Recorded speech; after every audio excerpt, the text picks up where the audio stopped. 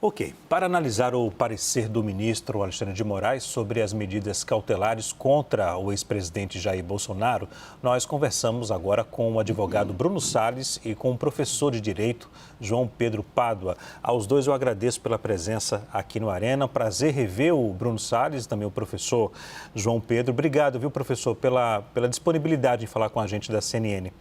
Vou começar com o Bruno. Bruno, o fato de o ministro Alexandre de Moraes ser juiz e, ao mesmo tempo, alvo, pode reverter futuramente as decisões sobre o ex-presidente Jair Bolsonaro? Boa noite e obrigado pela presença. Boa noite, boa noite a todas e todas que nos assistem, boa noite, professor. Leandro, eu acho bastante improvável porque essa não é uma decisão do ministro Alexandre de Moraes, essa é uma decisão do Supremo Tribunal Federal, da atual composição, de maneira unânime, reconheceu que não há qualquer tipo de impedimento do ministro Alexandre de Moraes atuar no caso. E aqui há algumas questões bastante interessantes.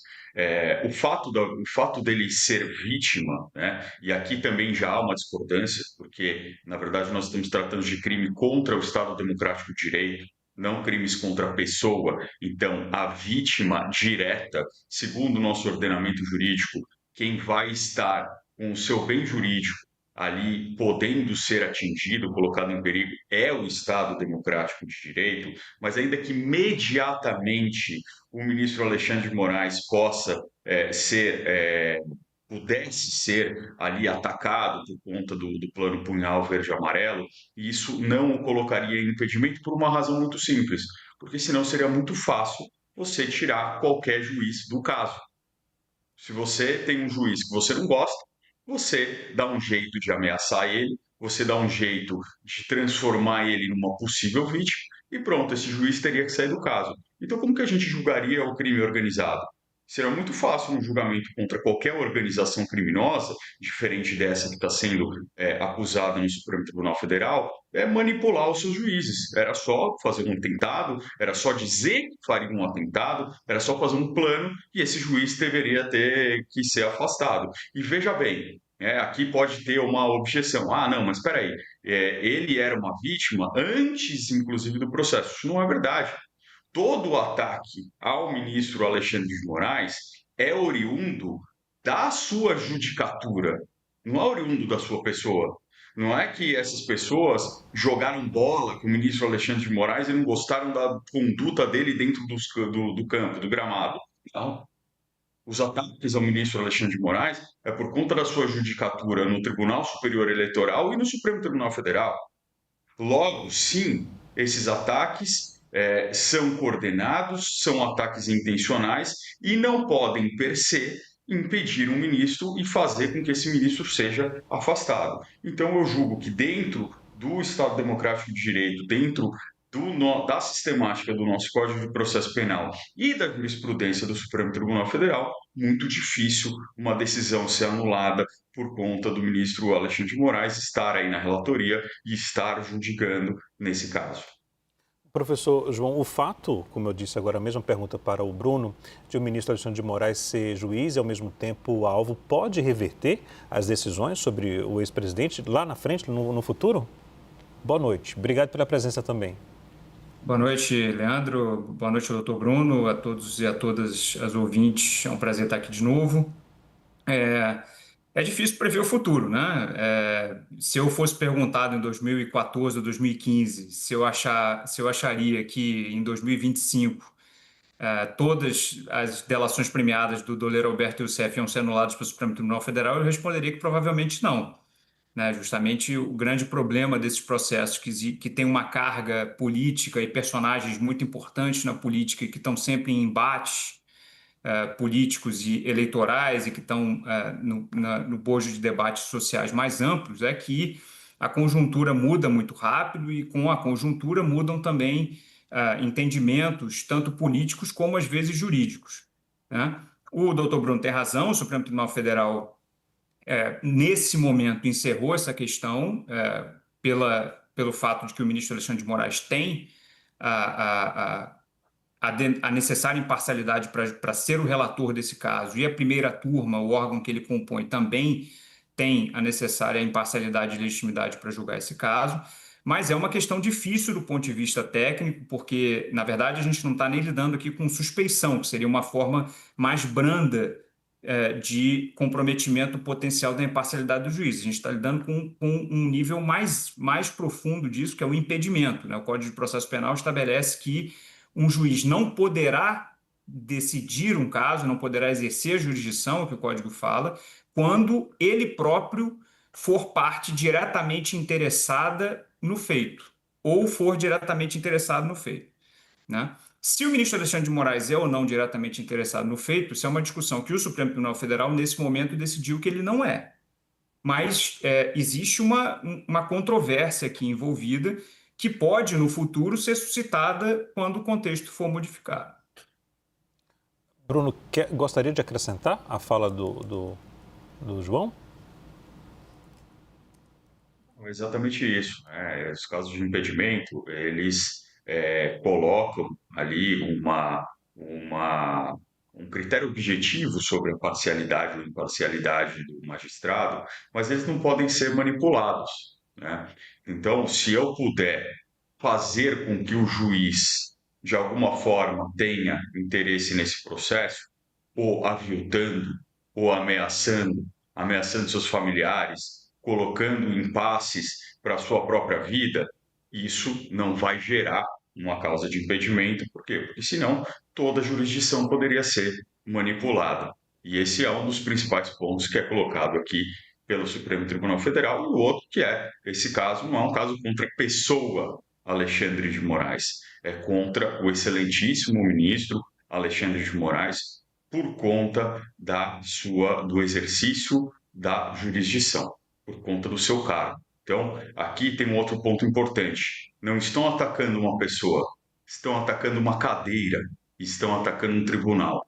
Não fosse Alexandre de Moraes sentado ali, fosse qualquer outro magistrado dando o mesmo tipo de decisão, estaria sendo atacado da mesma forma e estariam hoje procurando o impedimento desse outro magistrado. Então, aqui, para mim, e fica muito claro que a questão não é Alexandre de Moraes, a questão é um ataque ao Estado Democrático de Direito e, especificamente, a um dos seus poderes, que é o Poder Judiciário. Professor João, o senhor gostaria de acrescentar algo à fala do doutor Bruno? Tudo que o doutor Bruno falou faz todo sentido e repito, o que o Supremo Tribunal Federal decidiu nesse momento. Tá? Eu queria acrescentar que, de novo, né, o Código de Processo Penal tem previsões específicas sobre isso, né? O Código de Processo Penal expressamente diz que a parte que injuriar o juiz, né, não pode se beneficiar disso e alegar depois a suspeição do juiz. Agora, O que está em discussão, o que no futuro vai estar em discussão é se o que houve com a movimentação do ex-presidente Jair Bolsonaro e o grupo de pessoas que o cercam é simplesmente uma injúria contra o ministro Alexandre de Moraes, ou se, na verdade, isso era parte de um plano potencialmente maior que envolvia o ministro Alexandre de Moraes como alvo, né? Então, o enquadramento desse caso nessa hipótese é um enquadramento que, nesse momento, foi decidido como pertinente pelo Supremo Tribunal Federal, mas eu repito que há pontos aí de controvérsia, de potencial controvérsia, e não se trata aqui só de uma questão moral, assim, do tipo, não vamos beneficiar quem fez alguma coisa ruim, né? Isso aí, para isso existe o crime de ameaça, o crime de injúria, o crime de atentado violento ao Estado Democrático de Direito, esses crimes todos, e outros crimes, esses e outros pelos quais o ex-presidente Jair Bolsonaro e seu grupo está sendo acusado. O que a gente está lidando aqui na questão da suspeição e do impedimento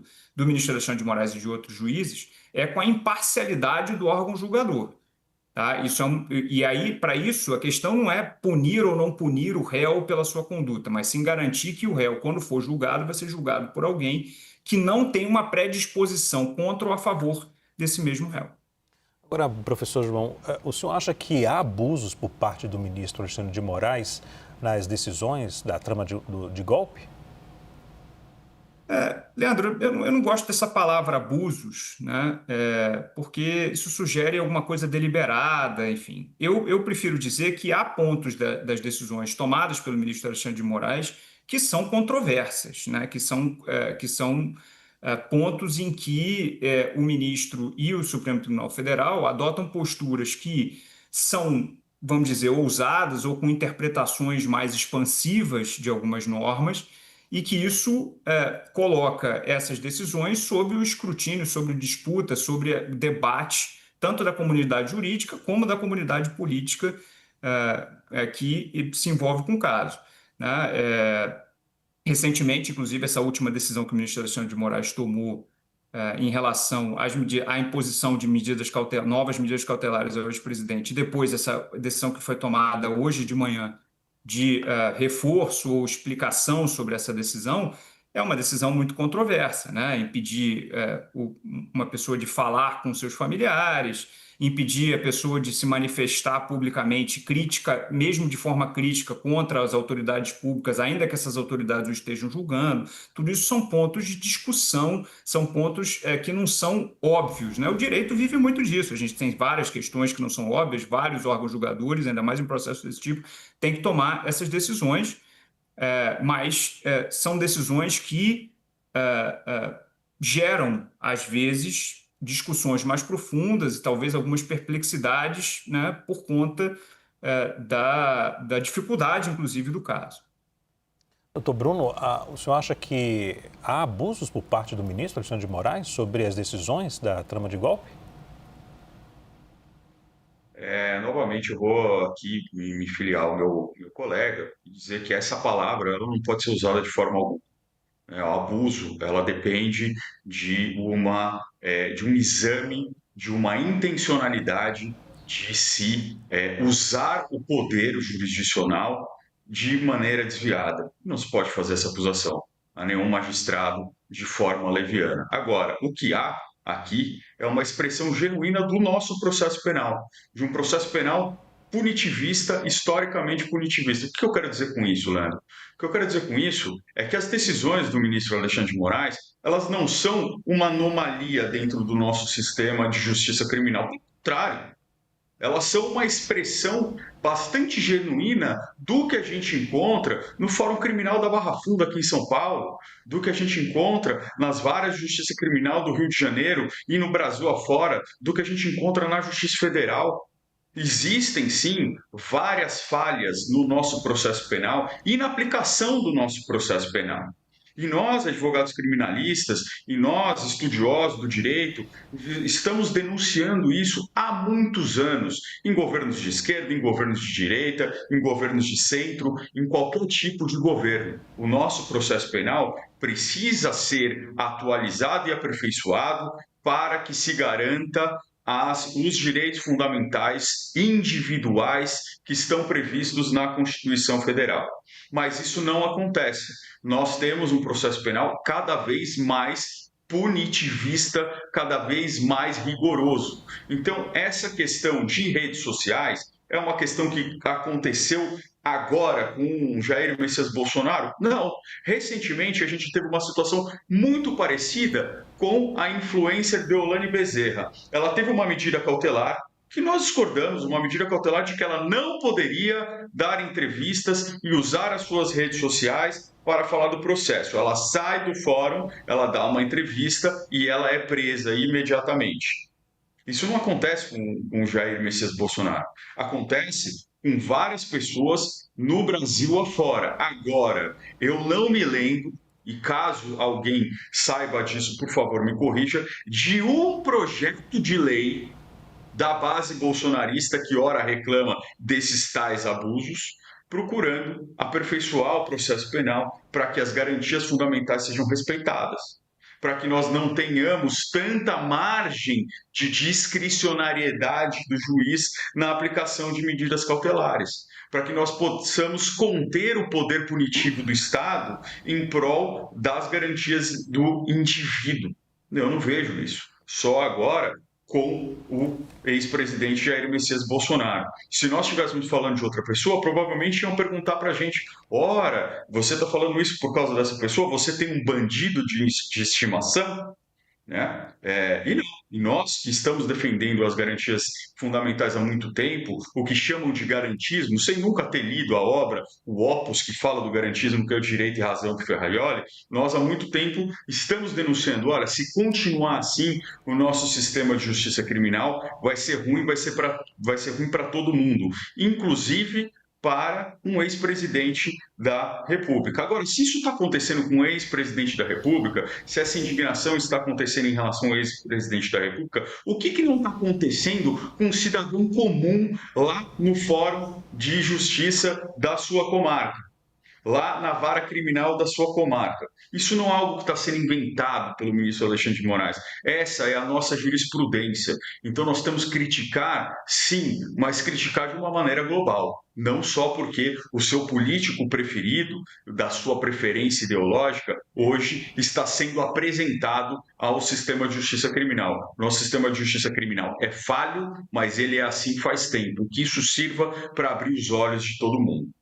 Agora, senhores, as decisões do ministro Alexandre de Moraes, agora sobre o ex-presidente, foram claras as medidas cautelares? Eu separei aqui, na página número 4, na qual o ministro cita que as publicações não devem ser feitas, né, o uso, no caso da rede social do ex-presidente Jair Bolsonaro, e fala que também de terceiros. E ele cita, entre parênteses, milícias digitais, apoiadores políticos, previamente coordenados, né, e combinados e outros investigados.